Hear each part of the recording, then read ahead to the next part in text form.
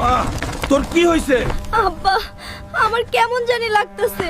হাঁসের ডিম আর মাশরুম খায়া মাথা ঘুরতেছে। কে দিছিলি এই হাঁসের ডিম আর মাশরুম? আমার মাইয়ার এই অবস্থা যে করছে তারে আমি মাটির তলে পুঁতা ফেলমু। বাবা গো, জঙ্গল থেকে এক মাশরুম বুড়া আইসা দিয়া গেছিল। কোন দিকে গেছে? আজকে তার হাড্ডি মাংস আলাদা করমু। ওই মাশরুম বুড়া, সামনে আয়। আমার মাইয়ারে বিষ খাওয়াইছস, আজকে তোর মাশরুম ভর্তা বানামু। এত চিল্লাস কেন? আমার রাজত্বে আইসা আমারে ভয় দেখাস? আমার মাইয়ার এই দশা কেন করলি? তাড়াতাড়ি সুস্থ করার মন্ত্র বল।